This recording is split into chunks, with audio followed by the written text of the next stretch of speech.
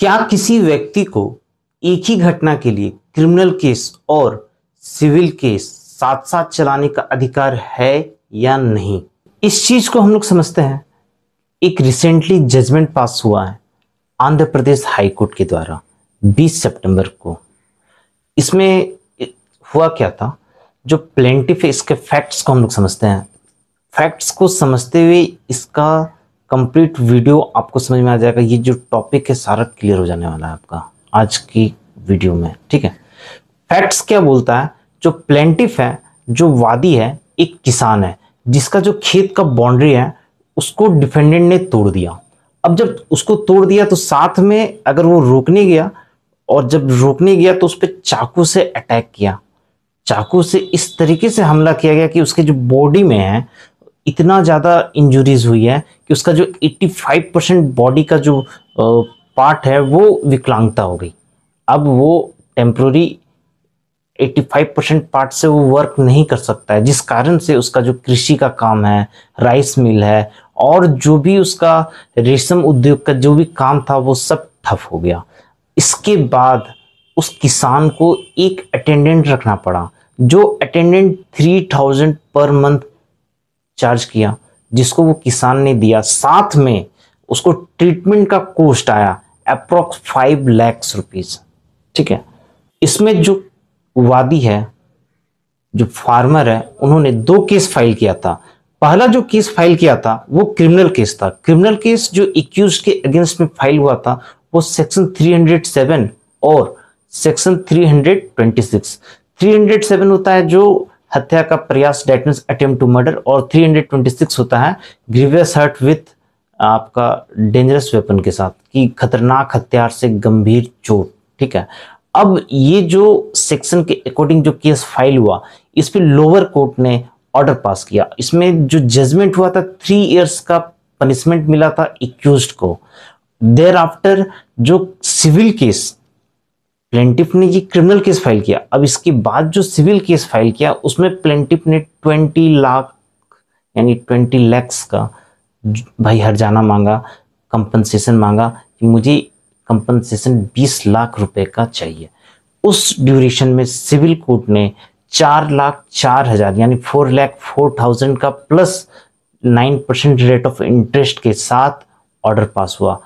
अब यहां समझिएगा, प्लेंटिफ खुद जाता है हाई कोर्ट कि नहीं, ये जो कंपनसेशन हुआ ये बहुत ही कम है, हमको इससे ज्यादा मिलना चाहिए। अब हाई कोर्ट में जब ये केस चलता है, हाई कोर्ट में डिफेंस के जो लॉयर है वो बोलते हैं sir civil suit is not maintainable because already इन्होंने क्रिमिनल केस फाइल किया है। अब उनका कहना था कि भाई सिविल सूट मेंटेनेबल नहीं है क्योंकि इन्होंने क्रिमिनल केस फाइल किया हुआ है जो कि चल रहा है। तो अब यहाँ पे फिर दूसरा बात बोलते हैं कि जो कंपनसेशन है इनको नहीं मिलना चाहिए क्योंकि प्लेंटिफ ही आक्रामक था।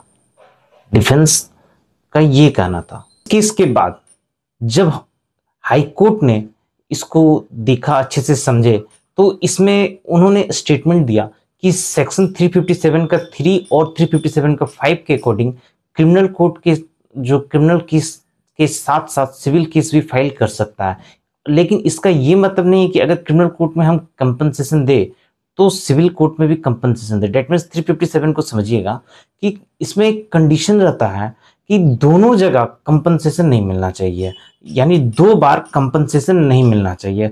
उस कंडीशन में क्या होगा, अगर सिविल कोर्ट देखती है कि क्रिमिनल कोर्ट कोई भी कंपनसेशन या फाइन इंपोज की है तो उसको एडजस्टमेंट करने के बाद ही या उसको एडजस्टमेंट करने के हिसाब से ही कंपनसेशन अलाउ करेगी। यहाँ प्लेंटिफ जब हाई कोर्ट पहुंचा और बोला कि हमको लोअर कोर्ट से हम सफिशिएंट नहीं है, जो मेरे को कंपनसेशन मिला वो कम है भाई, उससे हम सेटिस्फाइड नहीं है, तो हाई कोर्ट बोलता है ठीक है, अब हम आपको अपने अकॉर्डिंग हम आपका जो कंपनसेशन है वो सही है कि नहीं है उसको चलिए हम लोग इनहेंस करते हैं, उसमें क्या है उसको डिस्कस करते हैं। तो उस पर बोला कि ठीक है, आपको जो ट्रांसपोर्ट और अन्य एक्सपेंसेस है उसको 1 लाख रुपए कर देता है, और आपको जो विकलांगता जिस कारण से आपका जो इनकम लॉस हुआ उसको 4,80,000 रुपीज आपको अलाउड करता है। फिर आपको जो कंपेनियन लॉस है वहां 1,50,000 और 50,000 जो आपने दर्द सफर किया कि हमको भाई इतना जो पेन हुआ जो उसके लिए 50,000 है, और आपको जो अटेंडेंट रखे उनको जो सैलरी पे किया आपने 75,000, total 8,55,000 with rate of interest 9%। अब यहाँ पे 9% इंटरेस्ट क्या मतलब कि वो जितना डिले करेंगे उनको 9% इंटरेस्ट के साथ पे करना पड़ेगा। चलिए इसका लीगल सिग्निफिकेंस समझते हैं। जो सेक्शन 357 के अकॉर्डिंग कि विक्टिम को भाई जस्टिस मिले और कंपनसेशन सही तरीके से मिले या तय हो, सिंपल सा बात है। और जो दूसरा हमारा जो मोटो था, जो इस वीडियो का पर्पस था, क्या सिविल और क्रिमिनल केस दोनों एक ही घटना पर एक साथ दोनों केसेस चल सकती है? तो बिल्कुल चल सकती है। बस कोर्ट को यह ध्यान रखना होगा कि एक ही नुकसान पर 2 बार कंपनसेशन यानी 2 बार पैसा ना मिले। प्लस हाईकोर्ट ने यह साफ कहा कि सिविल सूट मेंटेनेबल है, भले ही क्रिमिनल केस पहले से क्यों ना चल रहा। Thank you.